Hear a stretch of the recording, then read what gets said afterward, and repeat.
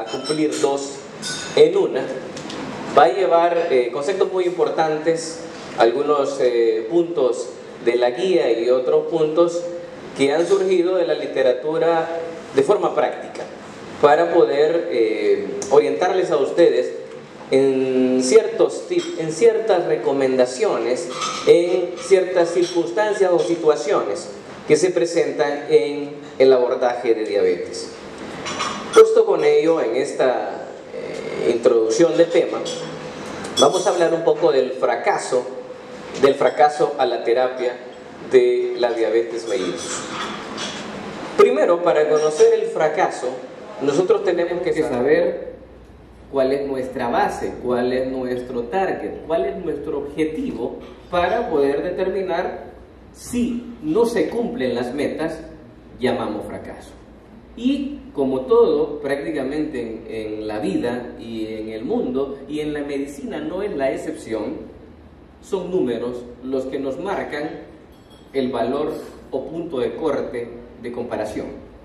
Y entonces, al establecer esos parámetros, los objetivos terapéuticos en el control glicémico siguen siendo internacionalmente el contar con una glucosa de ayuno entre 80 y 130 miligramos por decilitro. Si usted tiene un valor, ya con el diagnóstico de diabetes, lógicamente, entre 80 y 130, usted está bien controlado en la medición de glucosa de ayuno. Este valor también aplica para los niveles de glucosa después después del alimento y que hayan transcurrido más de 2 horas, o sea, pre-almuerzo y pre-cena. El valor debe de ser similar al valor de ayuno, de 80 a 130. Cuando nosotros evaluamos el siguiente parámetro, que es prácticamente un parámetro medible, ya que lo que necesitamos es un dispositivo, un glucómetro para hacer la medición, es el parámetro de la glucosa 2 horas postprandial. Y el valor esperado 2 horas después de haber recibido la carga de alimentos, ya sea de un almuerzo, cena o desayuno, es menor de 180 miligramos por decilitro. ¿Podemos medir o está recomendado medir la glucosa después de comer?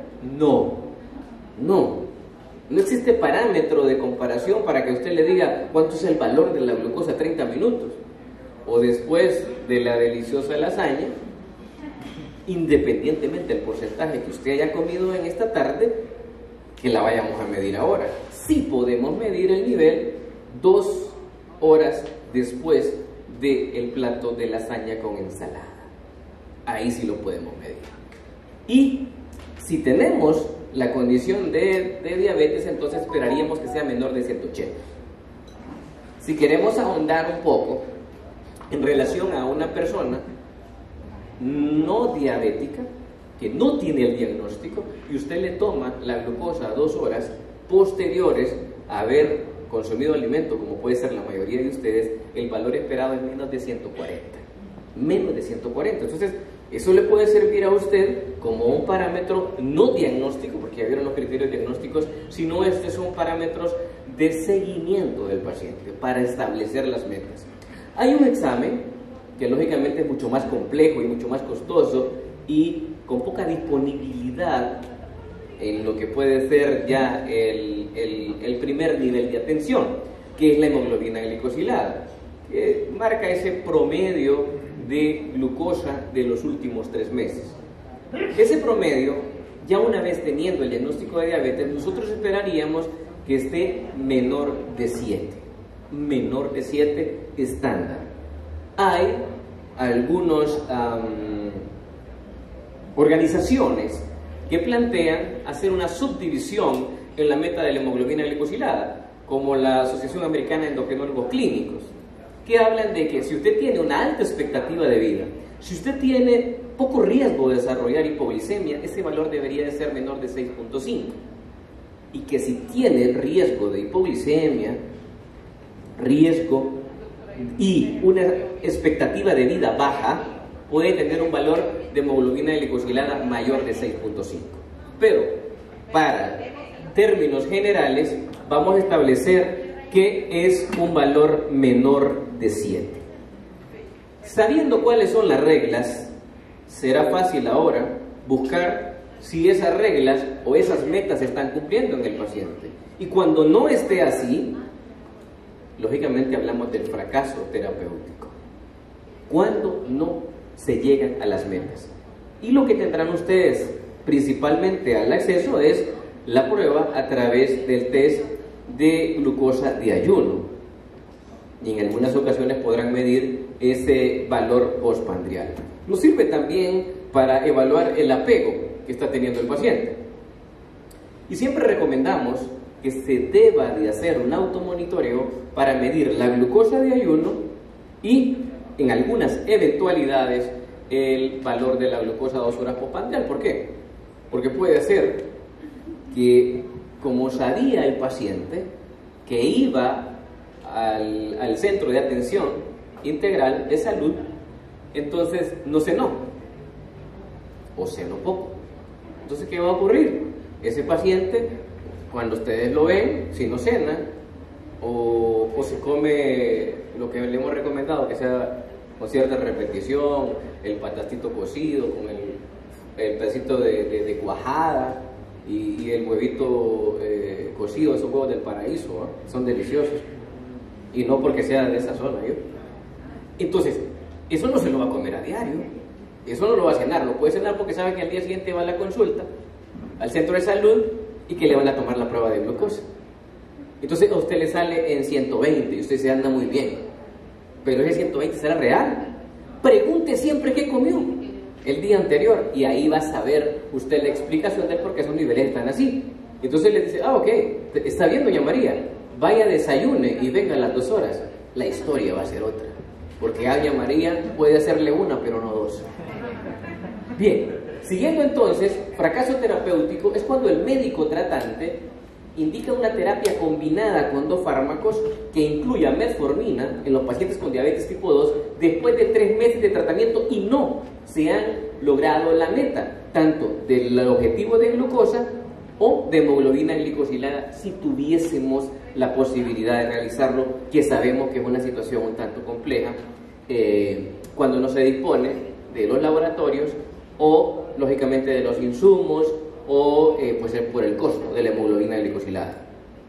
Y vean que este examen es un tanto complejo porque hay mucha variabilidad en los laboratorios, igual privados, para medir hemoglobina glicosilada. O sea, necesita una técnica muy especial porque usted ve diferentes resultados. ¿Y qué pasaría? Y pregunto yo, ¿qué pasaría si una persona tiene, vamos a poner el ejemplo de 110 de glucosa de ayuno y tiene 130 de glucosa 2 horas postprandial y se la mide antes de cena y tiene 100, pero tiene una hemoglobina glicosilada de 4,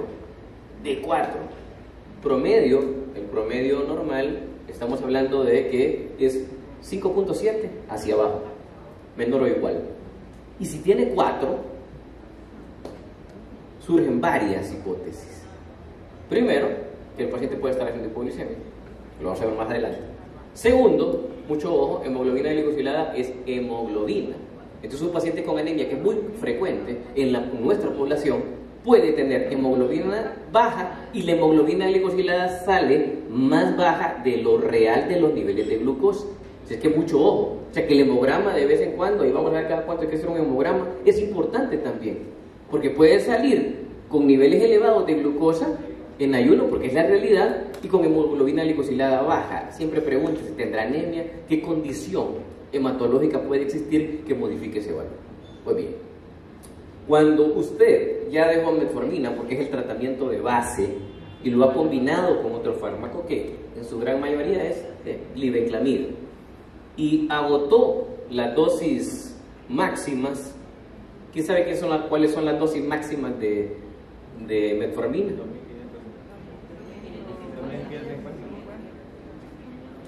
Sí, más o menos cerca. ¿Quién dijo?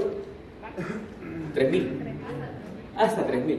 Sí, lo que pasa es que por la presentación normalmente son de 850, es lo clásico, y se dejan 3, pues no puede dejar 4 ni dejar ya la media porque se pasa de ese valor. ¿Y de glibenclamida? 10, 15, ¿quién da más, quién da menos, quién lo compra? 20, no sé más. Entonces, es ahí donde se refiere ya al segundo nivel de atención, para agregar un tercer hipoglicemiante. Eso es porque ya no tenemos opciones y el paciente no ha llegado a su meta. Entonces es el momento de referirlo, cuando usted haya agotado todas las instancias. Y para agotar las instancias, ¿qué tiene que saber? ¿Cuántos cartuchos va usted a utilizar? ¿Cuántos disparos va a hacer? ¿Cuánto le agarra el arma, no?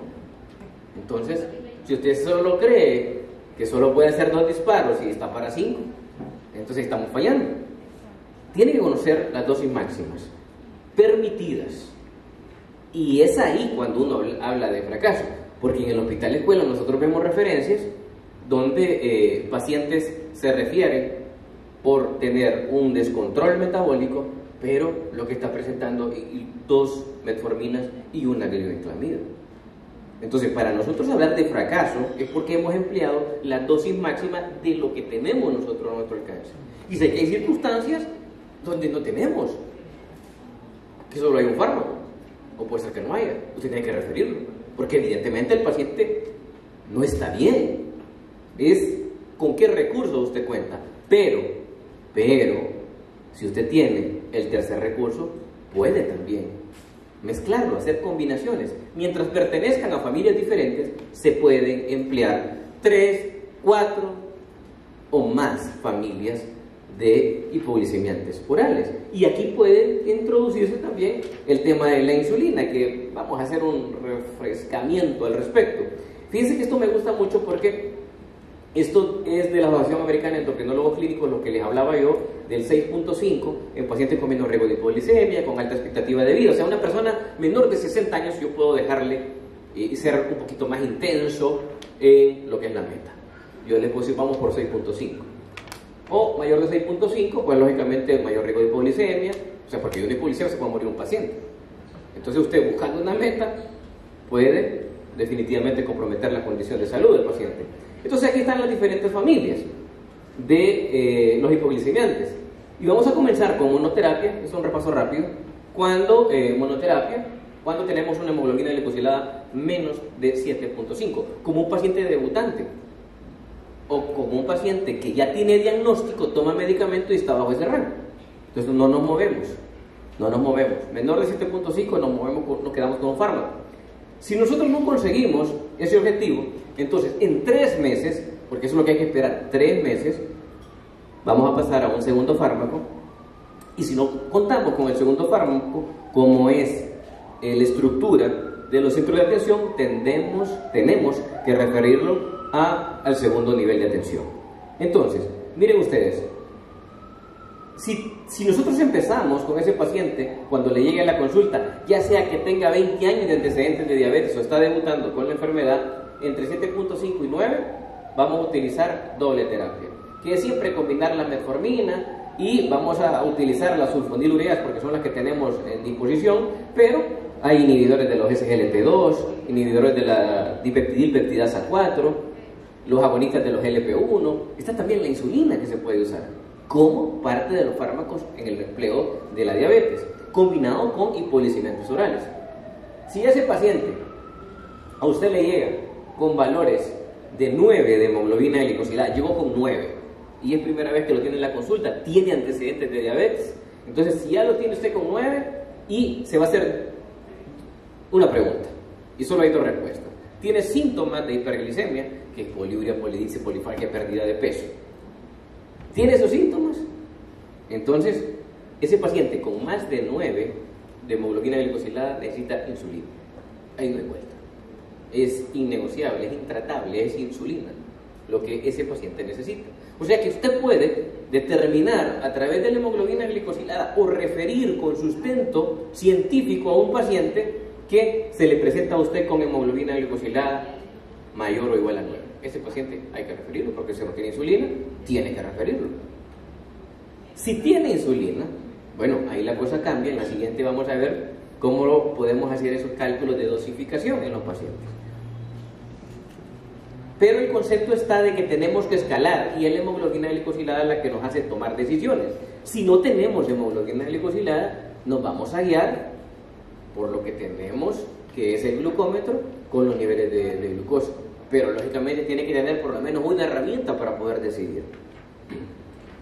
Bien, miren, este es un algoritmo muy interesante que ustedes lo tienen en su material, y es cómo usted decide emplear, cómo calcula la dosis la dosis de insulina basal. Cuando hablamos de insulina basal nos estamos refiriendo a insulina NPH, dentro de lo clásico, que es de acción, según Harrison, prolongada. Realmente es una acción intermedia, cuyo tiempo anda aproximadamente entre 14 y 18 horas de duración. Hay insulinas como la argina, por ejemplo, la insulina de Temir, que tienen un tiempo de duración que puede superar las 24 horas. O sea, bueno, se pone solo una vez, que vienen en los dispositivos de las plumas, como se miraba en la imagen inicial. Pero nosotros, para decidir, porque generalmente el paciente en Honduras no viene en esta condición, es una hemoglobina glicosilada lógicamente mayor de 8. Es típico esa circunstancia. Entonces le vamos a poner entre 0.2 unidades, de 0.2 a 0.3 unidades por kilo. ¿Ok? Entonces pesa 60 kilos. Y usted, como lógicamente, aparte de tener una glicosilada mayor de 8, o sea, tiene 11 o 12, o tiene 300 de glucosa. La condición de una glucosa mayor o igual a 300 es indiscutible, es insulina también. O sea, ese paciente ya no se trata con hipoglicemias antivirales. Es una forma para poder determinar, sin tener hemoglobina glicosilada, que el paciente necesita insulina. Valor de glucosa mayor o igual a 300. Ese valor es condición sine qua non. Y las guías de la Asociación Americana de Diabetes no hablan si es en ayunas o es postpandrial. Es insulina lo que toca. Lógicamente hay que compensarlo. Ya vamos a entrar a la compensación más adelante. ¿Tienes una pregunta? Pero si fue por alimentación excesivo carbohidrato que consumió previo. Pero ahí el detalle está cuándo le va a hacer los niveles, porque no lo voy a hacer ahorita después de la lasaña, porque no le va a ir bien. Yo creo que si salimos con 140, tenemos que darle gracias a Dios. O sea, reciente, ¿no? 2 horas después, lógicamente todo el mundo aquí tiene que andar bien, porque no tiene el diagnóstico de la enfermedad. Entonces, siempre y cuando sea la medición, ya sea en ayunas, 2 horas después del alimento, o preprandial, que tenga 300 al azar. ¿Ok?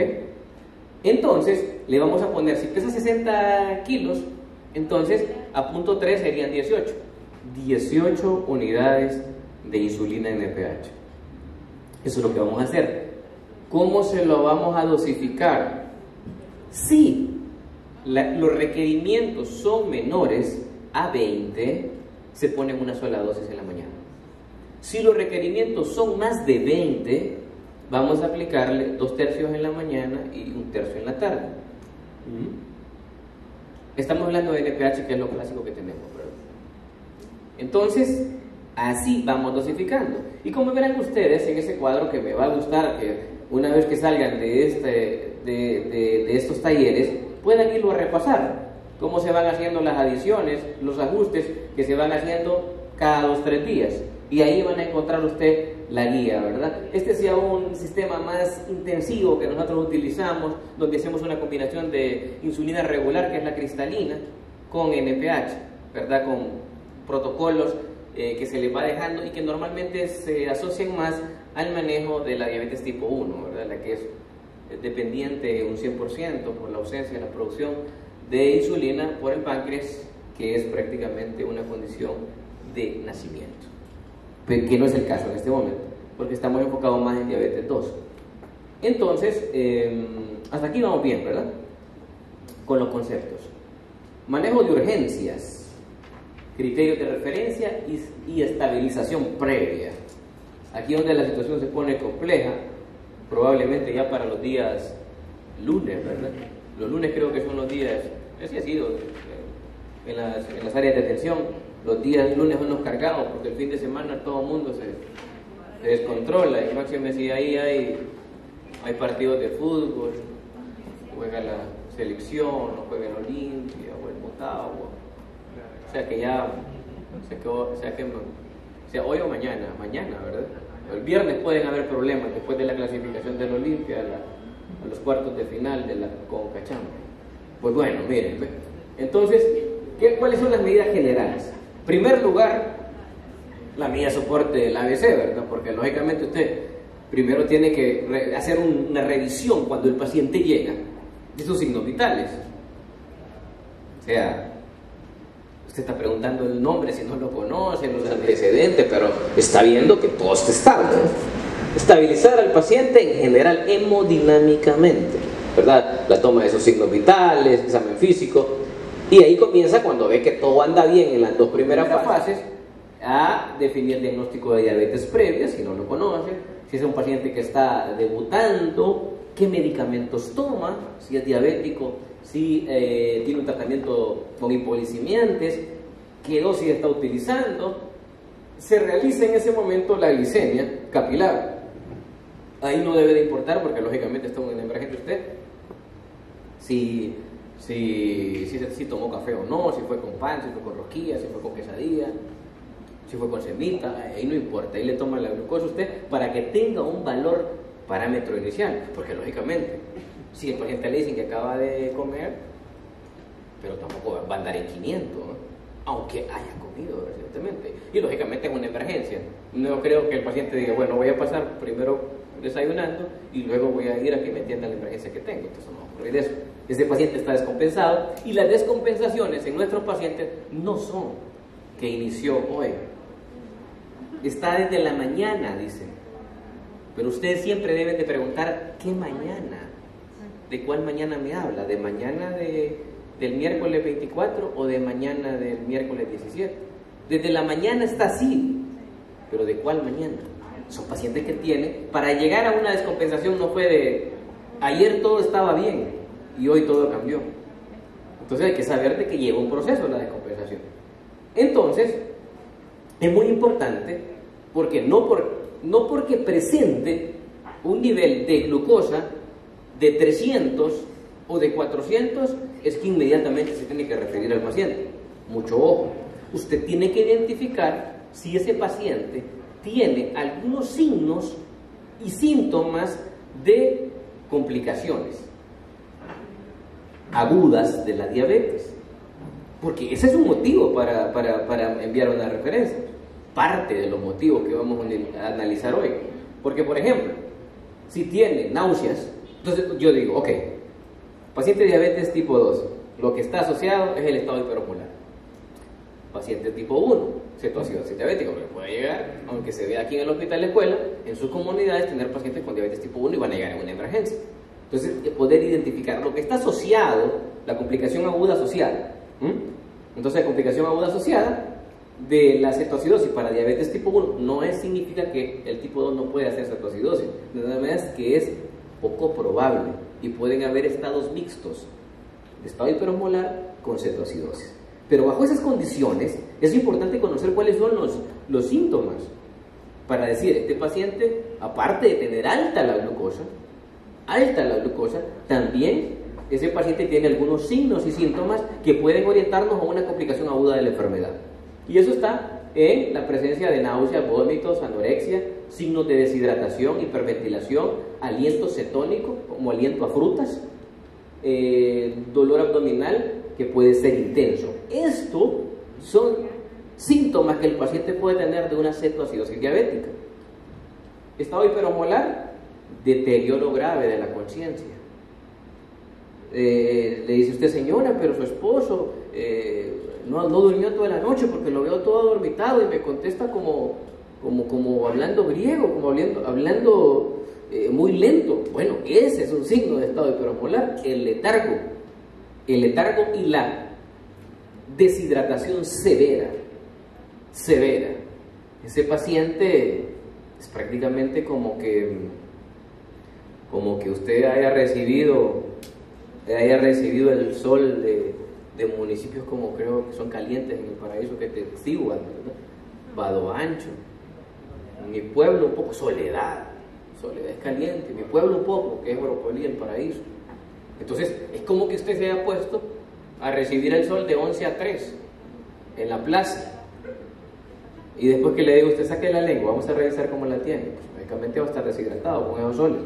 Entonces ahí es donde usted comienza a identificar algunos parámetros. Si tiene eso, más la hiperglicemia, porque la emergencia se va a convertir en personas que tienen ¿cuánto de glucosa?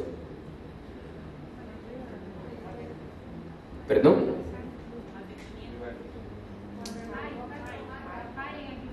Bueno, ahí está el exceso, ahí es como que extremos. O sea, yo entiendo que ustedes quieren ver el peligro hasta que esté ahí, ¿verdad? Pero el peligro puede estar antes. Como decía alguien, hasta no ver sangre no voy a ver que está el peligro ahí, pero hay peligro antes, ¿eh?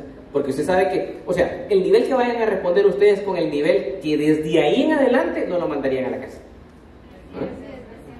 300. Ese es el número, 300. Claro que hay de emergencias, pero ya 300 la cosa no anda bien. No le va a decir, bueno, tiene 300, nos vemos en un mes, espero que ya venga con sus mejores niveles.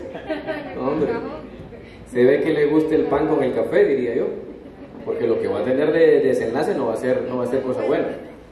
Ok, entonces bien, vean, asumamos de que no tiene ninguno de esos síntomas, pero está con la hiperglicemia, que es un valor mayor de 300. Entonces, hiperglicemia aislada. Hiperglicemia aislada. Pacientes con antecedentes de diabetes sin sintomatología de cetoacidosis. Pacientes sin diagnóstico de la diabetes con signos de la enfermedad. Poliuria, polidipsia, pérdida de peso. Está debutando. Generalmente así se debuta con una emergencia. Indicar glicemia de ayuno, ¿verdad? Y hacer un test para el diagnóstico. Eso es en el caso de que usted no conozca o que no se conozca el antecedente del paciente. Si hay deshidratación, pues hay que rehidratarlo, inicialmente oral y endovenosa, pero no está de que ese paciente deshidratado, ¿cómo van a estar las venas? Una señora de 80 años deshidratada, que es lo típico, 80 años, y ¿cómo van a estar? O sea, entonces usted no va a estar 2 horas para encontrarle esa vena. Ella no está letárgica, dele agua. Porque lo que está asociado a la descompensación de la diabetes 2, lo que está asociado es un estado hiperosmolar asociado, o al menos es la puerta inicial. Entonces, evite que llegue a eso. ¿Cómo? Comience a hidratarlo. Entonces, va a comenzar esa hidratación, y como bien se establece en las recomendaciones, estas recomendaciones internacionales en el manejo de crisis de hiperglicemia en el mundo, entonces le habla de que usted va a hacer una hidratación oral o endovenosa y va a reevaluar las conductas terapéuticas que se tengan. ¿Y cuánto tiempo va a esperar usted?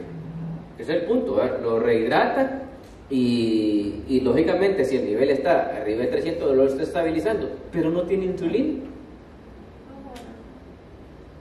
Sí, 2 horas sí tiene insulina para verle el efecto, pero si no tiene insulina.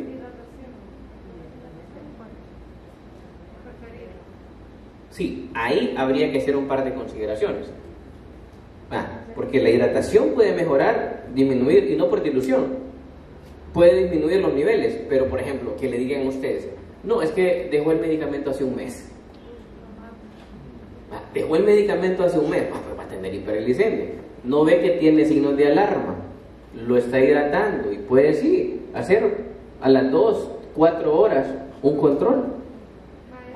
control de la glucometría, de la que tenía inicial, perdón. Bueno, yo he tenido bastantes situaciones.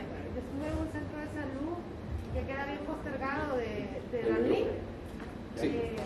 Y de hecho ahí ni siquiera hay acceso al internet, a la telefonía, y me llegan muchos pacientes de Cuapa, me llegaban muchos pacientes que tenían un mes de no tomar su medicamento, con 450 en glicemia. Sí.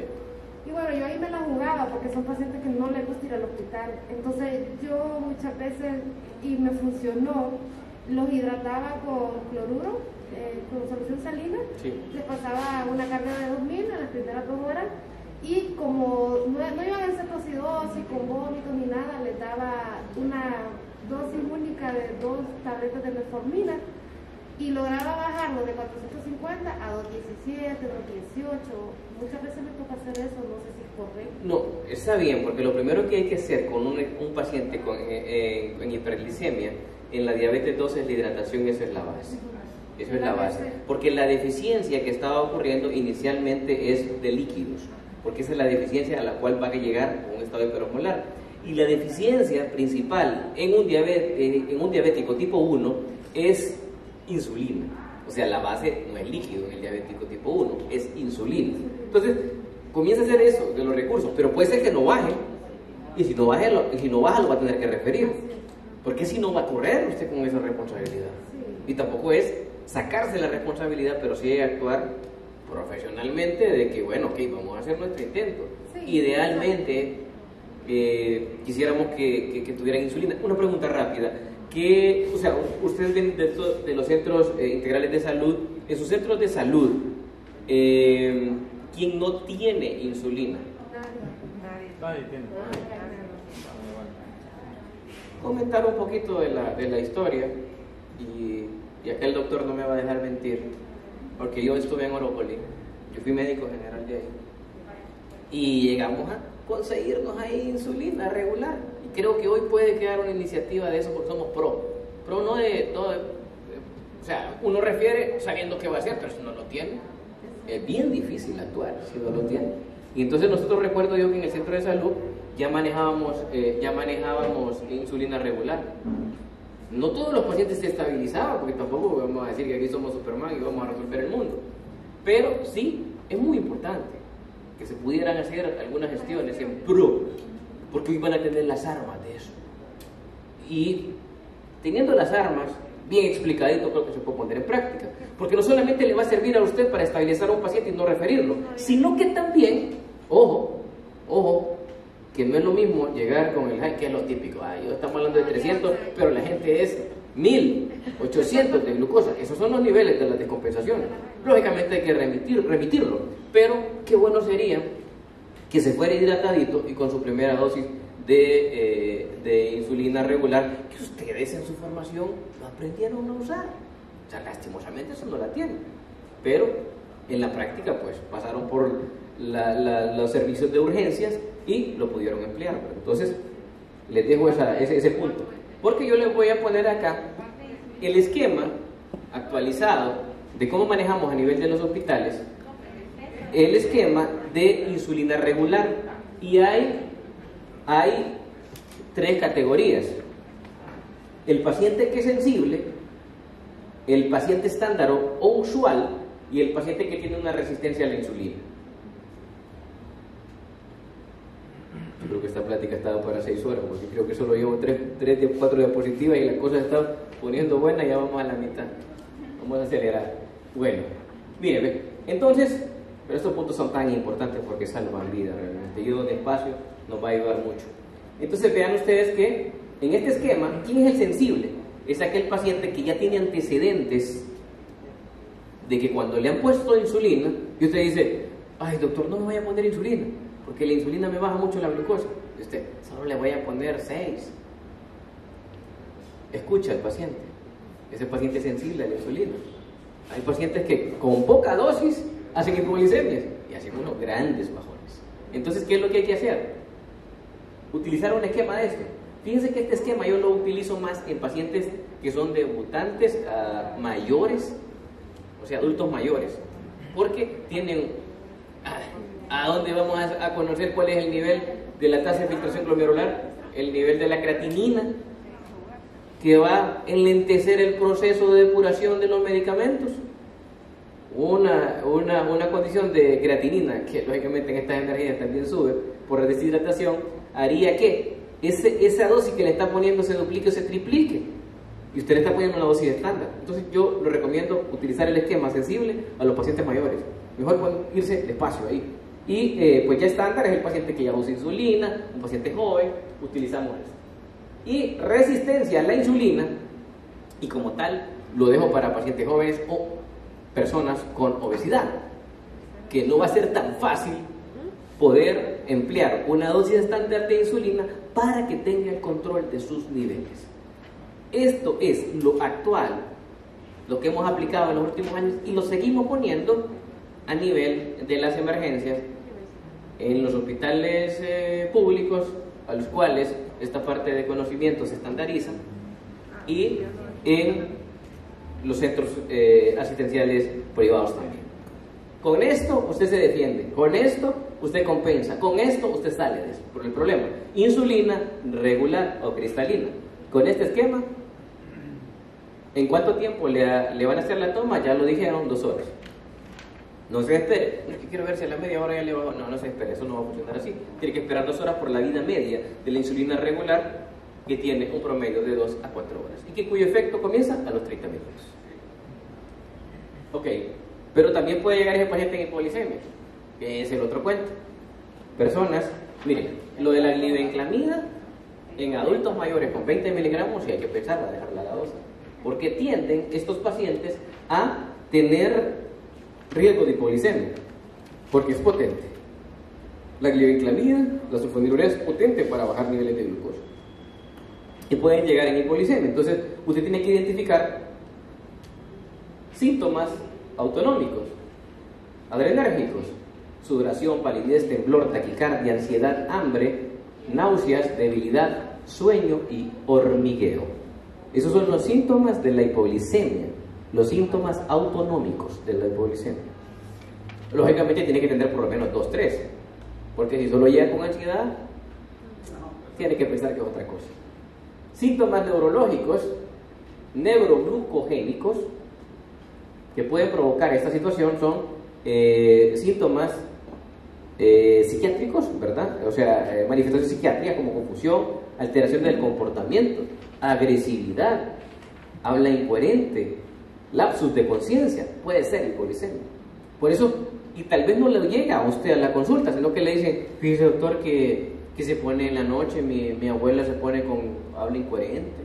Ahí comienza a sospechar usted que puede estar haciendo hipoglicemia. ¿Y qué es lo recomendable?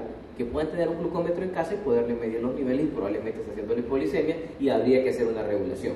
Y lo otro son mareos, dolores de cabeza, y es lo que típicamente uno siente cuando ya han pasado algunas horas y no ha recibido alimento. Estos son los más clásicos. Hay muchos síntomas neurológicos asociados al alimento. Entonces, más que ese término de que es que cuando no como me da migraña, es que realmente lo que tiene es una cefalea por inanición. Eso es lo que está ocurriendo, no es la migraña, es que él no ha comido. Visión borrosa, afasia, disartria, marcha inestable, falta de coordinación, parestesia, convulsiones y coma. ¿Qué se tiene que hacer con él? Miren, primero lo práctico. Alimentos, si el paciente puede tolerar la vía oral, ¿verdad? ¿Por qué se busca aquí? 15 gramos de glucosa. Con 15 gramos de glucosa, ¿cuánto vamos a elevar la glucosa? En promedio 100 miligramos por decilitro. Ese es el objetivo. 100 miligramos y 100 con una hipoglicemia, lógicamente estaríamos superando el nivel normal y no irnos en exceso. 15 gramos de glucosa, entonces si yo dije 15 a 3 tabletas de glucosa de 5 gramos, a 3 cucharaditas de azúcar, a 175 ml, llaman de zumo, jugo, es jugo de naranja, lo recomendable. Jugo de naranja. No, aquí no hay nada de eso. Ahí la cantidad se va de 50 y pasa a 300 en los 100. Si solo fueron 2 sorbos. Pero en los 2 sorbos se fue 1,5 litros. 15 ml, miren, de una cucharada sopera de miel. ¿Ah? De miel. Un vaso de leche. Un vaso de leche también tiene 15 gramos de glucosa. Una pieza de frutas, ¿verdad? Lógicamente no tiene que ser un mango jade, esos que, o sea, no. En todo caso, un pespire o una cosa de esas. Entonces, 3 galletas. La glucosa intravenosa es el tratamiento de elección para la hipoglicemia grave, o sea, en pacientes que son incapaces de tolerar hidratos de carbono. Oral, se recomienda una dosis inicial de 15 a 25 gramos de glucosa en una vena periférica durante 1 a 3 minutos, rápido. Y estamos hablando de ¿cuánto? Medio vial de dextrosa, 50. Porque a veces a ustedes les ha pasado, y a todos nos pasó, que en el internado o en algunas prácticas, ponerle, ¿cuánto tiene? 50. Ponerle 2 viales de dextrosa 50, para ponerlo rápido siempre a que despierte. No, hombre, después ponerle 10 de insulina. Y, no, doctor, que le bajó. Ponerle 1, entonces. Doctor, se le volvió a subir. Ponerle 5 y terminan con medio vial de dextrosa 50, que es el que resuelve el problema. Porque si no están en ese, sube y baja.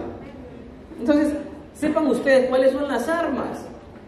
Porque a veces uno se pone muy exigente en el sentido de pretender, si no hay dextrosa 50, pues bueno, habrá una referencia. Pero ustedes saben que la hipoglicemia es una situación de emergencia. Hay que buscar maneras de cómo puede llegar esos hidratos de carbono al cuerpo.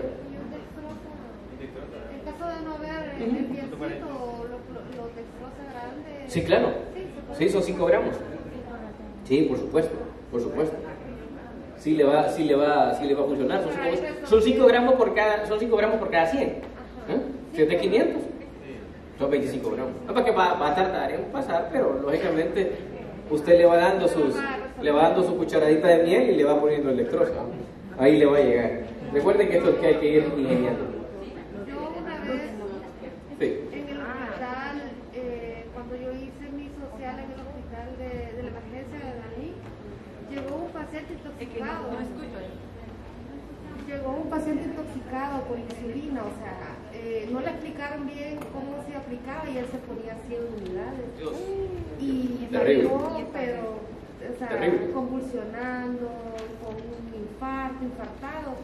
Y de hecho el paciente tuvo que ser referido, tratamos de subirle un poco la glucosa porque le daba entre la glucosa. Sí. Y lo tuvimos que referir aquí al hospital. Y resulta que el paciente quedó con daño neurológico. Por supuesto, porque la hipoglicemia va a tener como consecuencia menor aporte de oxígeno a órganos vitales como el corazón, cerebro. Pero para cerrar esta parte de intervención, de esta intervención 7, pregunta, ¿cuánto es hipoglicemia? Porque hemos hablado de hipoglicemia. Hay 2 grados de hipoglicemia. La definición de hipoglicemia como tal y la hipoglicemia severa, no sé si ya la vieron. Cuando decimos que tiene hipoglicemia un paciente, porque aquí hipoglicemia. ¿Cuánto es la hipoglicemia? No.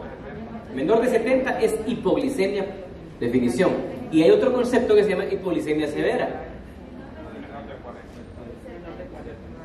Esta va a estar más difícil porque el número no termina en 0, ni termina en 5. La de que está más difícil. 54. Muy bien, entonces, cosas que se van a quedar acá, se reciben acá, pero no se quedan acá porque se llevan a casa y a la práctica. ¿Verdad? Doctor, Perfecto, dime. esas eran las tabletas de glucosa, ¿no? Sí, hay un proveedor que vende tabletas de glucosa. Es médico. Sí. Vamos a la intervención. ¿Cómo vamos a dar? Porque ese paciente ya nos los estabilizaron, el segundo nivel de atención, ya nos los devolvieron de nuevo al pueblo y ahora nos toca darle el seguimiento. ¿Cómo vamos a seguir a ese paciente? ¿Cómo vamos a hacer esas intervenciones de seguimiento? En ello hay algunos conceptos que tenemos que tener muy claros.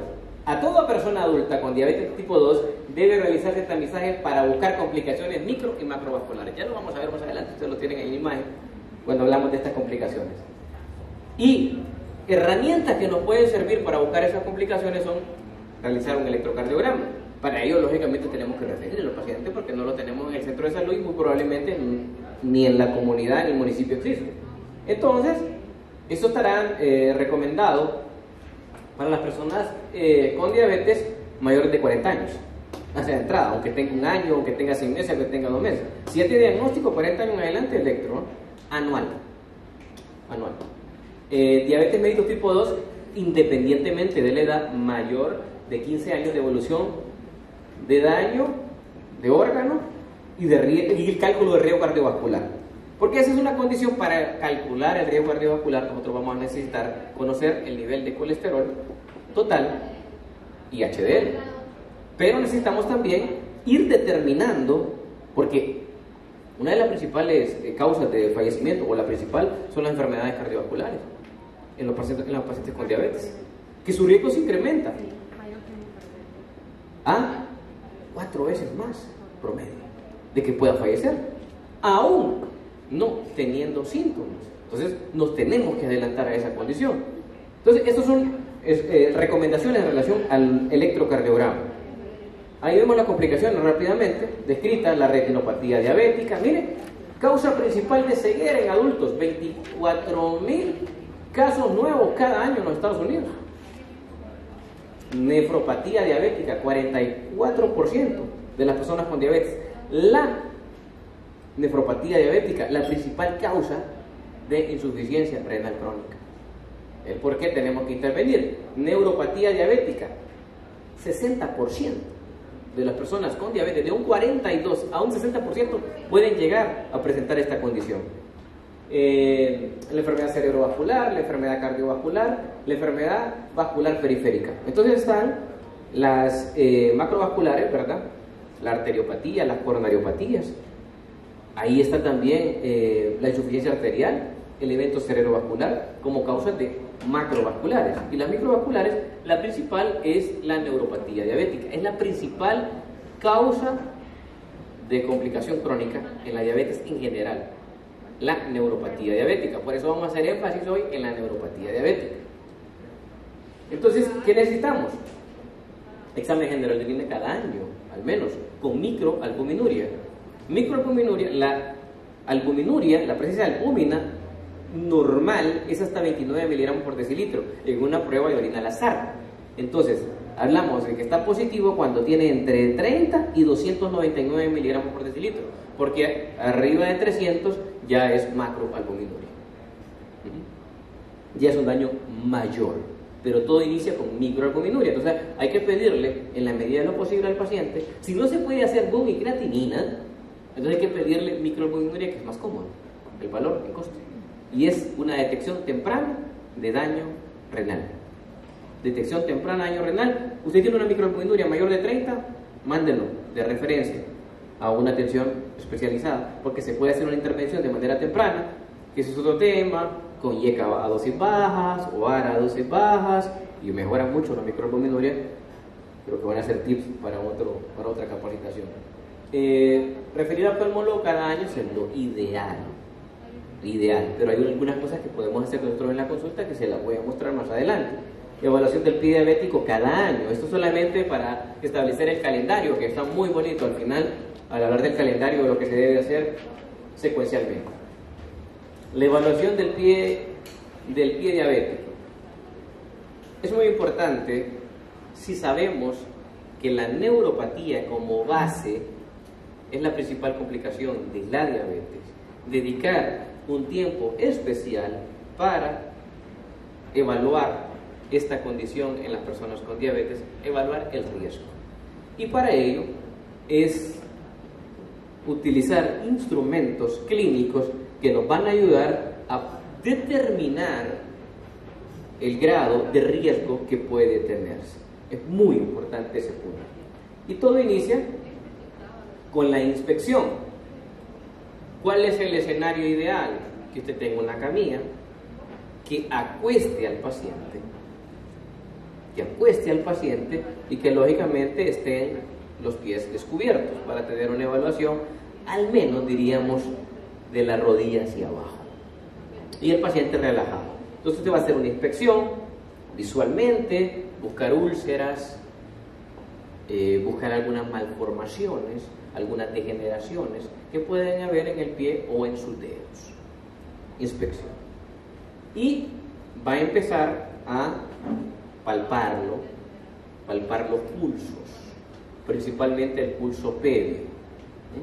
Si asumamos que esto es el pie, ¿verdad? El pulso pedio acá, y el tibial posterior, ¿verdad? Que sería acá, malleolo interno, abajo. Tibial posterior. Son los dos pulsos más importantes que se deben de palpar, ¿verdad? Y lógicamente aparte de eso usted va a ver si no tiene edema, porque siempre el paciente le dice, doctor, ¿y por qué siempre me tocan los pies? No, pues le estoy tocando porque vamos a hacer una evaluación de sus pulsos y también la temperatura. La temperatura es muy importante. Puede haber signos de frialdad y eso es un signo ya de compromiso arterial. Entonces, parte de la evaluación que se requiere acá. Y entonces, comenzamos con un par de técnicas en la evaluación, primero con el monofilamento, ¿verdad? Que es este componente que es a base de un cáñamo. Bueno, que va a ser una flexión, que más o menos vamos a hacer una flexión aproximadamente unos 30 grados, ¿verdad? Y que la fuerza ejercida por aproximadamente 15 segundos nos va a dar una fuerza de transmitirle una presión de 10 a 20 gramos aproximadamente. Entonces, esto, que es el monofilamento, nos va a ayudar a diagnosticar, a predecir el riesgo que tiene este paciente, no solamente de la neuropatía, sino a complicaciones, tanto principal pie diabético, presentación de úlceras.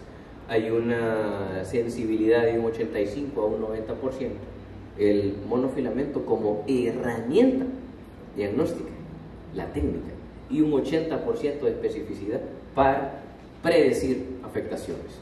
Y un paciente que tiene afectaciones, en este examen, que se lo voy a describir a continuación, tiene 30 a 40 veces más riesgo de tener pie diabético en el futuro. O sea, ¿cómo con un simple cáñamo usted puede hacer una predicción tan específica y una intervención, lógicamente?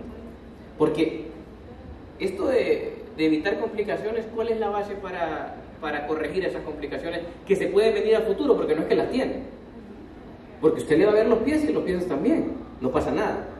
¿Cuál es la base para que las complicaciones no se den? Prevención. ¿Y cómo va a prevenir que no se den las complicaciones? El buen manejo. El nivel que maneje cada día. O sea, que lo que usted siembre hoy, mañana lo va a estar cosechando, para bien o para mal. O sea, no es la mentalidad de pensar que porque usted tiene diabetes se va a morir, porque eso es lo primero que uno piensa. Bueno, si yo les pregunto a ustedes ahora en la tarde, o sea, ¿quién prefiere, en vez de tener, si bueno va a tener dos enfermedades, hipertensión o diabetes, quién cambia la diabetes por la hipertensión? Uno, dos. ¿Que cambia de hipertensión por diabetes? Sí. Es complejo el tema, porque ambas son factores de riesgo una de otra. La posibilidad de que una persona con diabetes desarrolle hipertensión es aproximadamente un 40%. Están íntimamente ligadas, pero evidentemente este es un reflejo de todo lo que estamos acá, y yo creo que yo me quedaría con hipertensión solo por el simple hecho de todo lo que vemos de la diabetes, aunque la tener hipertensión tampoco es que sea algo favorable. De hecho hay desenlaces más rápidos, más explosivos, pero el hecho de que le mencionen esa palabra, yo digo, me tráigame cualquiera y no me vaya a poner a bailar con ella. Prefiero bailar solo que mal acompañado. Entonces, ese es el punto. O sea, no queremos esa parte, pero tampoco podemos decir que tener ese diagnóstico es un signo de muerte. Es un signo de mayor responsabilidad, es un signo de mayor compromiso para generar el cambio, porque eso es lo que necesita. Tener un cambio de estilo de vida que le lleve a usted nunca a tener una complicación. Yo tengo en mi consulta pacientes con 30 y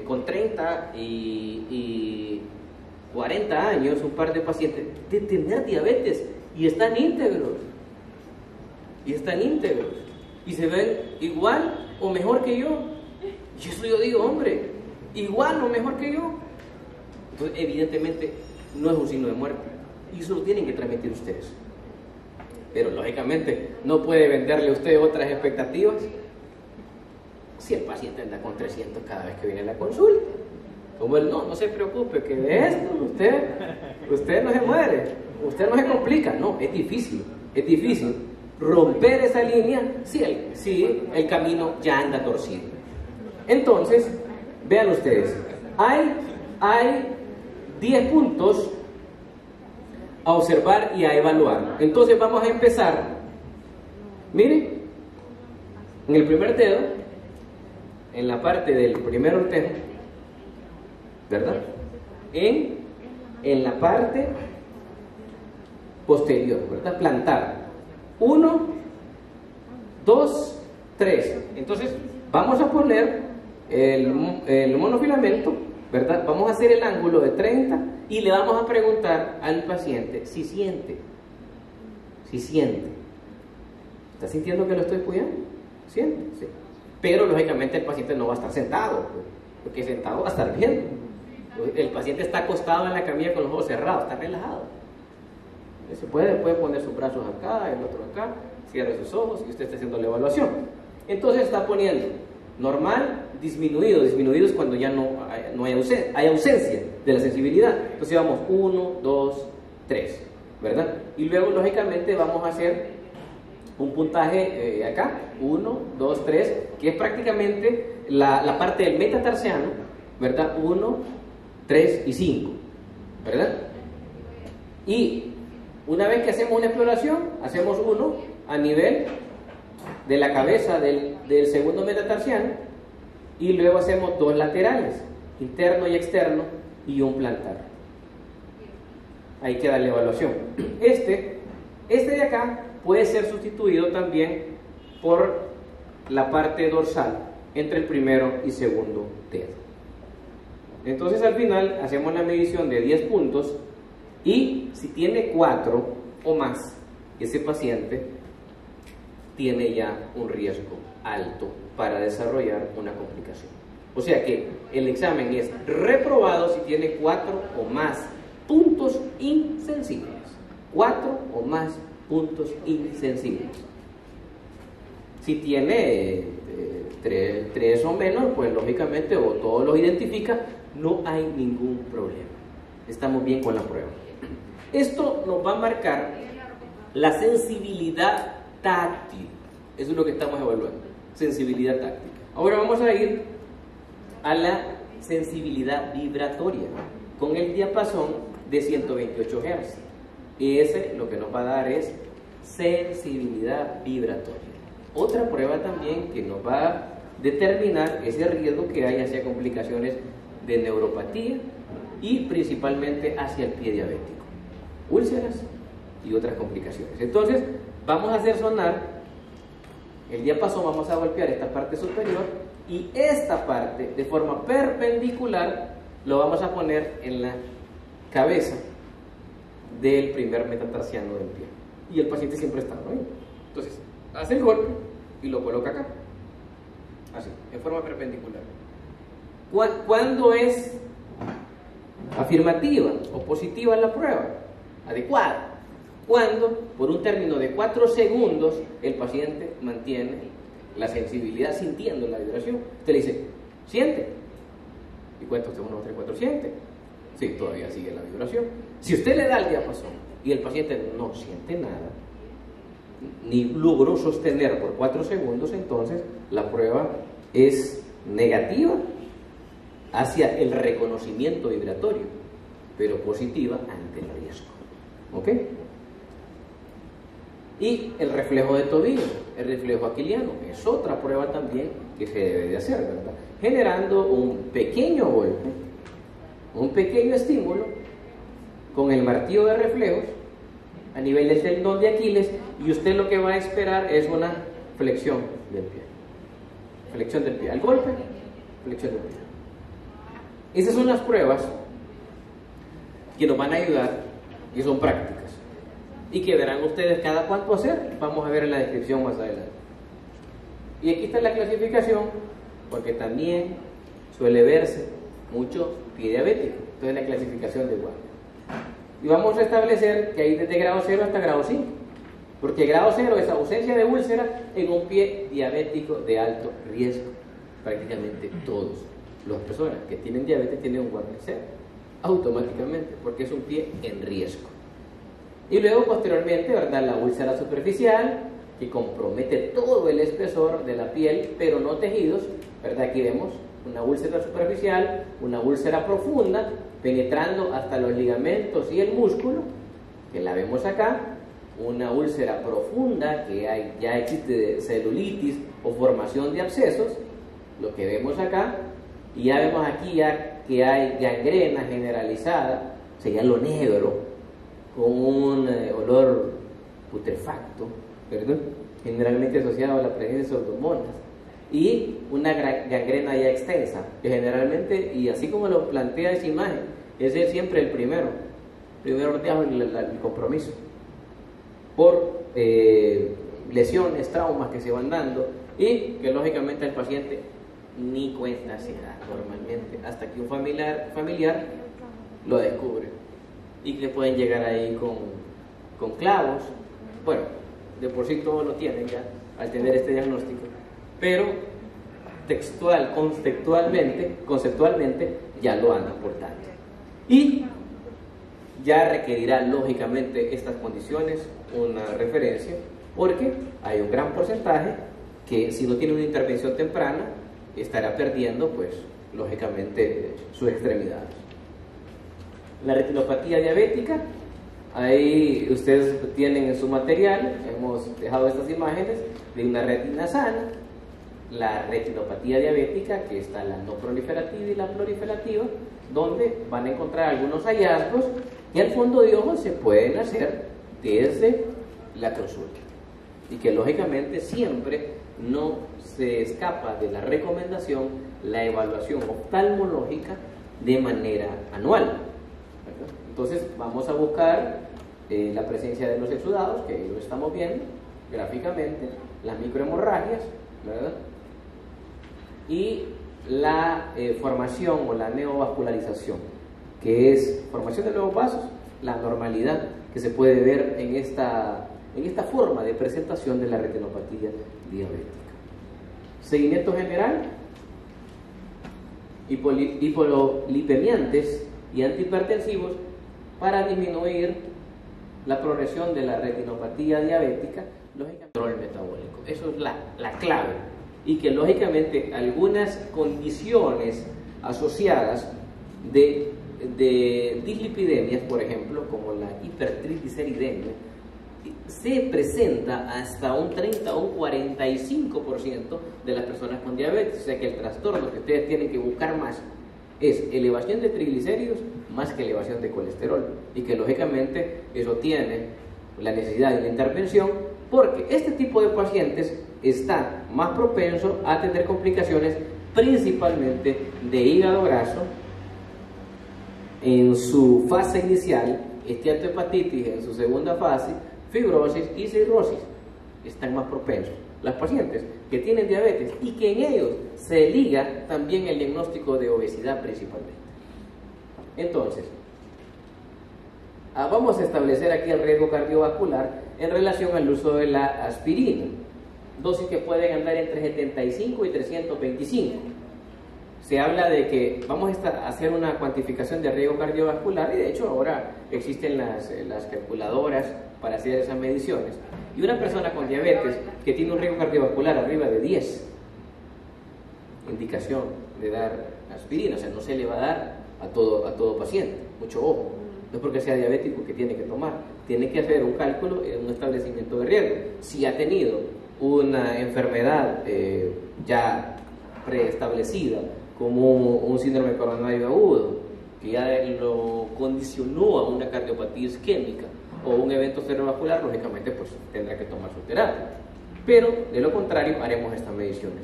Y si tiene un riesgo cardiovascular que puede ser entre 8 y 10, entonces puede tener indicación de uso de estatinas.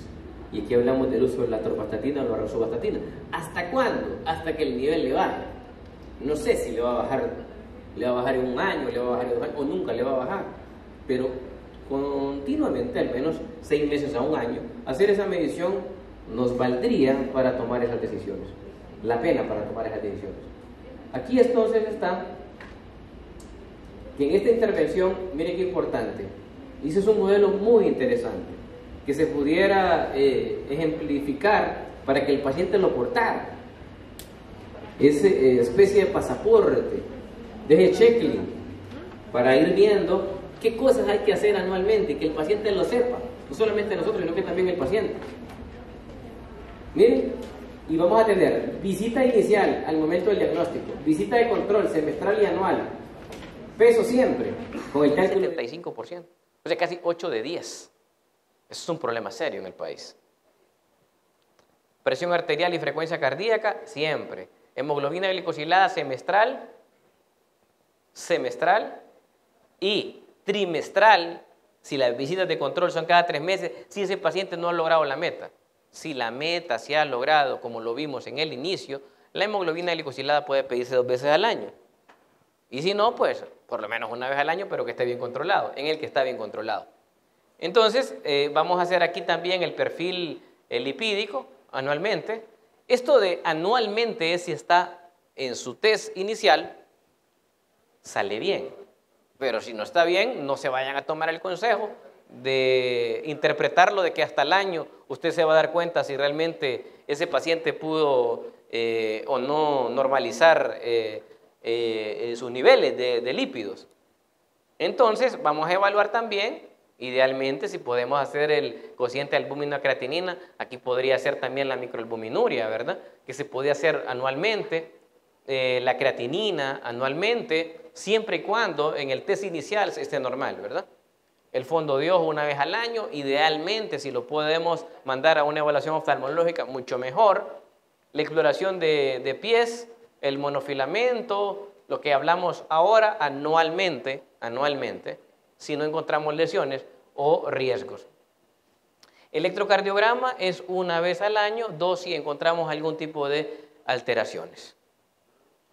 Cumplimiento de dieta, pues esa es la tarea de siempre. De siempre el plato saludable, ahí lo miraba en la introducción, en la entrada, la distribución, que nos permita que nosotros podamos distribuir ese 50% en lo que es las verduras, la ensalada, ese cuarto que nos queda del fragmento del 50%, en las proteínas y en el carbohidrato. Los resultados son espectaculares cuando usted emplea estas técnicas.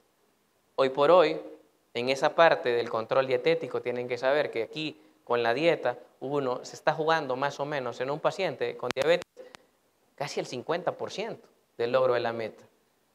Y a pesar que la medicina occidental nos vende un concepto de no reversibilidad y no mejoría a través de estas intervenciones, yo que tuve la dicha de formarme bajo el concepto de medicina oriental, se da cuenta uno que es totalmente diferente. Y cuando lo aplica y tiene realmente la conciencia de que eso es así, las cosas cambian. Ver que una persona con diabetes debutante, porque estoy hablando de debutante de 2, 6 meses hasta 1 año, con insulina, y que después tenga 3 años, 4 años sin usar nada, después de tener 400 de glucosa y una hemoglobina glicosilada de 10, donde a nadie le cabe duda que es diabético en su diagnóstico, que lo haya revertido. ¿A través de qué? De cambio de sus patrones de estilo de vida. Entonces, sí, claro que se puede. Y al menos, si no logra usted quitar los medicamentos, va a reducirlos con toda seguridad cuando cambie esos patrones. Y si no los logra reducir, le garantizo que al menos va a lograr con ese cambio que sus niveles estén normales. Pero tiene que ser insistente en ese cambio. No tire todas las monedas a la parte de fármacos, porque esas monedas también se agotan y se puede quedar con las manos vacías. Cumplimiento de ejercicio, también es básico, 150 minutos de ejercicio a la semana, 30 minutos de manera diaria. Idealmente, el conteo de pasos, que fue la escuela de la cual yo me formé en Japón, 10.000 pasos para mantenerse, ¿eh? Pero cuando uno está en un entrenamiento un poquito más intenso, tocaba hacer 15.000 y 20.000 pasos, y el fin de semana hacíamos 25.000 pasos diarios. 25.000 pasos diarios, siempre y cuando teniendo el concepto siguiente. Sé que me queda poco tiempo, pero es importante mencionar estos detalles. Cuando usted le va a indicar actividad física a un paciente, ¿por qué camina y no baja de peso? ¿Por qué hace dieta y no baja de peso y el ejercicio no le ayuda lo suficiente? Porque tiene que manejar algo que se llama frecuencia cardíaca máxima. Yo tengo 42 años, entonces tengo que conocer cuánto es mi frecuencia cardíaca máxima. Es 220, menos la edad, 178. Esa es la máxima, la cual mi corazón puede latir. Cuando uno inicia los entrenamientos en las personas, tiene que empezar con frecuencias cardíacas del 50 al 70% para lograr el descenso de peso. Eso es clave en un plan de entrenamiento. Entonces, ¿qué tiene que medirse? La frecuencia, el pulso, para saber si su ejercicio, si su caminata, si lo que está haciendo es efectivo. Y tiene que tener un promedio del 70%. Entonces, lógicamente, andamos como por 90 el arranque de la frecuencia cardíaca. Si yo a mi edad hago ejercicio, caminadora, elíptica y toda la parte cardio, y mi corazón no supera el 90, no estoy haciendo absolutamente nada, más que dándole un movimiento interesante a mi sistema vascular, pero no estoy teniendo ningún provecho. Para que alguien baje de peso, para que alguien mejore su condición, en rendimiento, en quema de calorías, va a empezar de 50% de la frecuencia cardíaca máxima. Ahí usted va a ver los resultados. Es por eso porque la gente va a hacer ejercicio, va a los gimnasios y no encuentra respuesta. Pero ahora, como les digo, hay información que no se queda acá, sino que se va con ustedes para que la puedan poner en práctica. Y verán ustedes cómo todas estas cositas hace que una cantidad de gente cambie. Es tan fácil. Poquito de teoría puesto a la práctica. Cumplimiento farmacológico, pues se lo tenemos que ver en todo momento. La revisión de las libretas de autoanálisis, buscar hipoglicemias, intervenciones educativas, pues el diagnóstico se hizo al inicio, buscar complicaciones, objetivos terapéuticos, proponer plan terapéutico y educación, anamnesis para buscar complicaciones, el cálculo de riesgo cardiovascular por lo menos al año con estas calculadoras, consejos del tabaco y el daño que causa, que es importante, y la vacuna. Y habla ahí en la recomendación la vacuna antigripal, antiinfluenza. Y yo agrego una siguiente, la vacuna antineumococo, que está indicada en toda la población con diabetes, estaba escasa, ya hay vacunas para ponerle a esta población con una protección, es una dosis única en la vida, puede llegar a tener un refuerzo a los 10 años, es parte. Y antes de las preguntas, voy a quedar con este lema, nunca serás criticado por alguien que esté haciendo más que tú, solo serás criticado por alguien que esté haciendo menos o nada, una gran realidad. ¿Preguntas? Creo que salimos con el tiempo.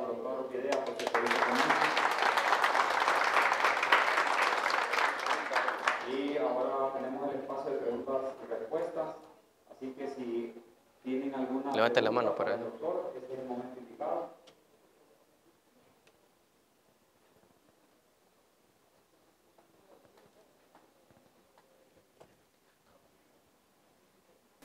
Doctor, ¿qué con la hiporencia que provoca el uso de la metformina para pacientes que no me comen y eso al final me afecta bastante? Hay un concepto muy importante. Hay que valorar en los pacientes el índice de masa corporal para indicarlo también. No se ponga usted a dosificar metformina, por ejemplo, a pacientes con un... porque también lo hay, ¿verdad? Hemos hablado del que el 75% tiene sobrepeso o obesidad, pero también hay pacientes en esa condición. Entonces, de entrada, no es una terapia de elección si ese paciente tiene bajo peso. Eso está contraindicado completamente, ¿verdad? Y si tiene un índice de masa corporal menor de 22, es a consideración la dosis. De hecho, lógicamente, en la práctica privada, donde tiene mayor facilidad, en la prescripción, menor de 22 no se la prescribo a nadie. Y de 22, de índice de masa corporal hacia abajo, la dosis promedio que utilizo son 850 miligramos. O sea, una vez al día y no pasamos a más. Tendríamos que buscar otra terapia. Ahí, una terapia buena en diabetes tipo 2 es la glibenclamida, las sulfonilureas, que tienen tendencia a ganar peso. Entonces, ahí tenemos la ventaja. No le sirve al 75% si vemos una población con sobrepeso y obesidad, pero le va bien en ese caso en particular.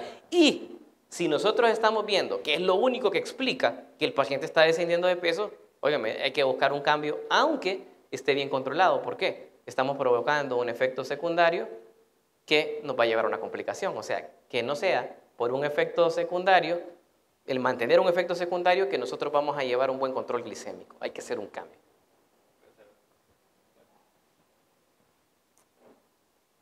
¿Alguna otra pregunta? Ok. Muchas gracias, doctor. Gracias. Gracias a ustedes por la invitación y el espacio.